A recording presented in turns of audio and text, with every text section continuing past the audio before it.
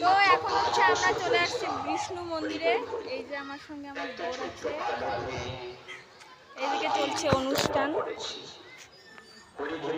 মন্দিরে যেহেতু পুজো চলছে সেই জন্য আমরা কিন্তু প্রথমে এসেই আগে ফলের দোকান খুঁজতেছি, কিন্তু তারপর দেখি ফলের দোকান ঠিকঠাক নেই, কিছু কিছু দোকানেই ফলটা রেখেছে। তো আমরা হচ্ছে পাঁচ ফল দিব বলে ভালো ভালো ফল খুঁজছি, তারপর পাইনি পাঁচ ফল। এইখানে এই দোকানটাতে চার ফল পেয়েছি, চারটা ফল, আর তার মধ্যে একটা ফল মানে পাঁচ ফলই ছিল না কি চার ফল ছিল আমার ঠিক মনে নেই, কিন্তু এখানে আমরা চারটা ফল নিয়েছি।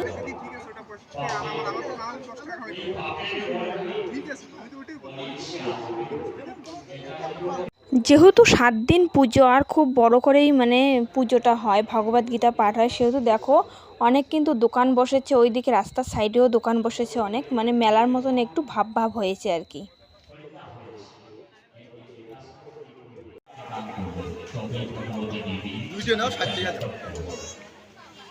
ভগবতী দেবীর মতো যদি একবার ভারতের বুকে মা হওয়া যায়, ওই রকম মাতৃগর্ভে বিদ্যাসাগরের মতো স্বামী বিবেকানন্দ, ঠাকুর রামকৃষ্ণ সের উপরে প্রতিদিন সন্ধ্যাকালে বিচরণ করে।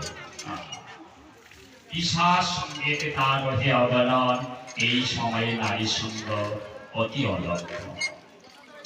কেননা এই রুদ্রদেব বিশ্বের উপরে চড়ে সব সময় বিরাজ করে বেড়ায়, বীজ ছড়িয়ে দিয়ে বেড়ায়। তার এই সময় কখনো নারী সুন্দর করতে নেই। শ্মশানে উড়েছে হেরো ধরণী বাতাস। একদিকে ভাগবত পাঠ চলছে আর অন্যদিকে আর একটা পাঠক কিন্তু চলে আসছে, আর এনাকে আমরা সবাই মানে মহারাজজি বলেই চিনি। স্বামী বিবেকানন্দর মতের কি চলে, মানে আর কি খুব ভিন্ন ধরনের একটা মানুষ। আমাদের বাড়ির পাশেই ওর আশ্রম, ওইখানে অনেক শিষ্য টিষ্য আছে। তো মন্দিরে এসে প্রথমে 5 ফল কিন্তু নিয়েছি, আগে তো 4টা ফল ছিল, তারপর নারকেল নিলাম। আর তোমাদের দাদাভাই তো আমাদেরকে কল টল মানে জল বের করে দিল, হাত পাও ধুয়ে একদম মন্দির চত্বরে উঠে আসলাম আমরা।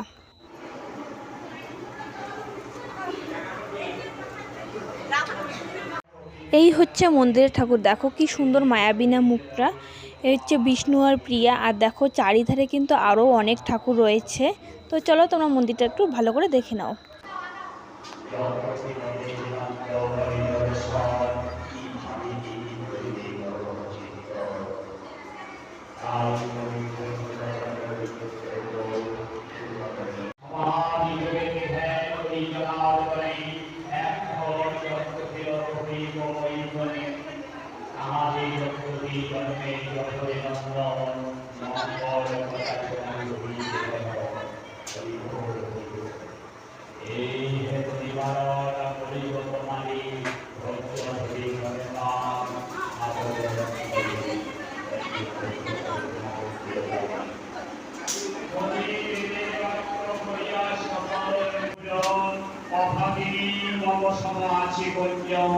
আমি জানতে পারলাম, আমি অভাবিনী, আমার মতো অভাবিনী নারী এই জগতে কেউ নেই। আমি অভাবিনী, অভাবিনী কামাত্রা দিদি বসন করে সেই জগতি লজ্জা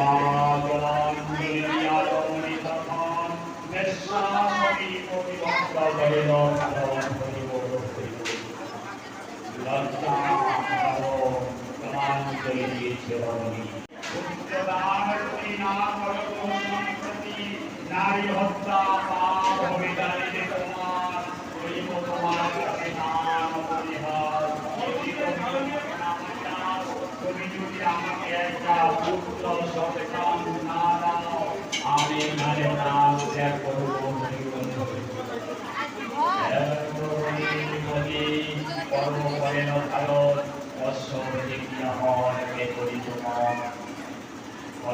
যেহেতু পুজো হতো অনেকটা লেট, তার কারণ হচ্ছে ভোগ রান্না হচ্ছে, ভোগ রান্নার পর ব্রাহ্মণ পুজোতে বসবে, সেহেতু আমি ফলগুলো দিয়ে দিলাম আর এই দিকে হচ্ছে ধূপকাঠিগুলো লাগিয়ে নিয়ে সব ঠাকুরগুলোকে দুটো করে ধূপকাঠি লাগিয়ে দিচ্ছি। আমি ভাবছি যে এখন হয়তো কেউ পুজো করবে, তারপর দেখলাম সবাই কেবলমাত্র এই যে সাজিয়ে রাখছে, আর তারপর যখন ব্রাহ্মণ বসবে তখন ব্রাহ্মণই সব পুজোগুলো করবে। তারপর আমি কিন্তু একটা মানে আমাদের চেনা পরিচিত একজনকে দিলাম, ও আমারগুলো সাজিয়ে রাখলো আর আমি সব ঠাকুরকে ধূপকাঠিগুলো লাগিয়ে দিলাম। তো চলো ভিডিওটা দেখতে থাকো।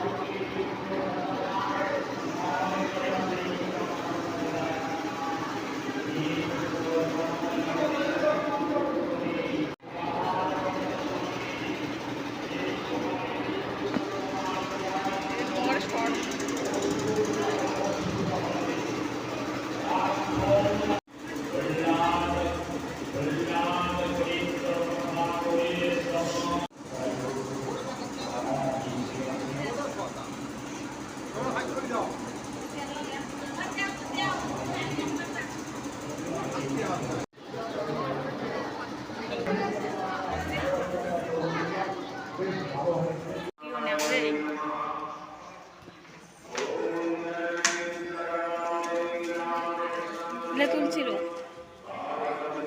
তুই তাহলে কি তুলছিস? বুদ্ধিনাশা প্রণশ্যতি। একটা মানুষের একেবারে ধ্বংস হয় কি করে? একদিনে কোনো মানুষ ধ্বংস হয় না। একটার পর একটা, একটার পর একটা, একটার পর একটা সে খারাপ কর্ম করতে থাকে। এই খারাপ কর্ম করতে করতে সে খারাপ হয়। হয়তো টিপে দেবে, কিন্তু এই হাত, পিঠ, গা এগুলো কে টিপবে? ভগবানের গায়ে কি হাত দেওয়া যায় নাকি? আর যদি ব্যথা লাগে পাপ হবে, কেউই রাজি হলো না।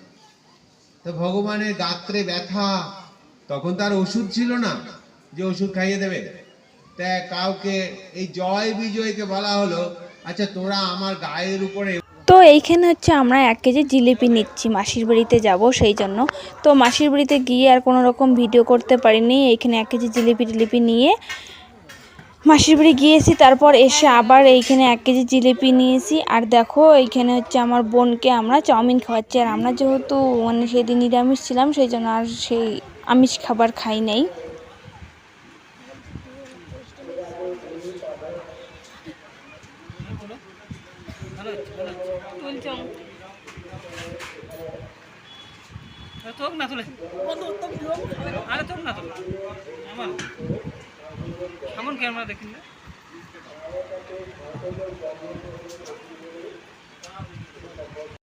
মন্দির থেকে আমাদেরকে আপেল, কলা, মৌসুমি, বাতাসা, গোকুলদানা এসব আর হচ্ছে খিচুড়ি ভোগ ছিল, আর আমরা জিলিপি নিয়েছিলাম, এগুলো প্রসাদ দিয়েছিল। আর জিলিপি নিয়ে বাড়ি চলে আসি।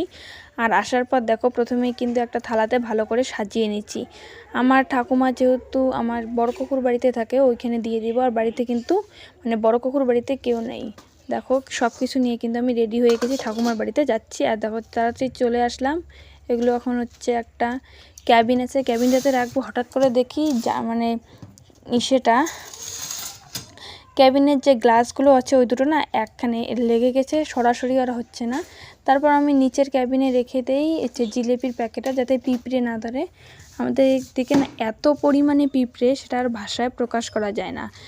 চিনি আর বিড়িও কিন্তু আমি নিয়ে গেছিলাম, তারপর ক্যাবিনের উপরে রাখতে চেষ্টা করলাম। তারপর ভাবলাম না না, চিনিও কিন্তু মিষ্টি জাতীয় খাবার, পিঁপড়ে যদি ধরে শেষ। তারপর ক্যাবিনের রেখে আমি কিন্তু একদম তাড়াতাড়ি করে চলে আসি, যেহেতু টাইম খুব কম। তো এখন চলে আসছি আমি বাড়ি। আর বাড়ি আসার পরে প্রথমে জিলিপি, খিচুড়ি আর ঠাকুর যেহেতু হচ্ছে কি আমাদের বিড়ি খায়, সেই জন্য 2 মুঠো বিড়ি আর প্রসাদ, মানে মন্দিরের প্রসাদ ঠাকুরকে দিয়ে আসলাম। আর বাড়িতে ঠাকুর বাড়িতে এগুলো থাল ছিল, সেগুলো নিয়ে আসলাম। আর তাড়াতাড়ি করে খাওয়া দাওয়া করবো। খাওয়া দাওয়া করে না আগে তাড়াতাড়ি করে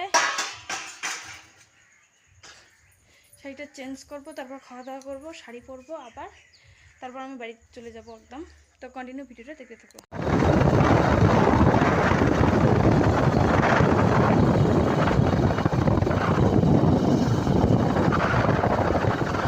দেখো আমরা কিন্তু কেবল বাড়ি থেকে বেরিয়েছি, আর বাড়ি থেকে বেরিয়েই আবার রিটার্ন হয়েছিলাম, একটা জিনিস ছেড়ে এসেছি। আর আস্তে আস্তে এতটাই লেট হয়ে গেছিলো যে আমি যখন বাড়ি এসি তখন মোটামুটি 7টা সাড়ে 7টা মতন বাজে। আর ব্রিজ এত কাছাকাছি, আমাদের বাড়ির পাশে ব্রিজ, তখনই কিন্তু সন্ধ্যা লেগে গেছে। তো তোমাদের ভিডিওটা কেমন লাগলো তা তোমরা কমেন্ট করে অবশ্যই জানাবে। যদি ভিডিওটা ভালো লাগে একটা like, comment, share and subscribe করে পাশে থাকবে। Thanks for watching. দেখা হবে নেক্সট কোনো একটা ভালো ভিডিওতে। Bye bye.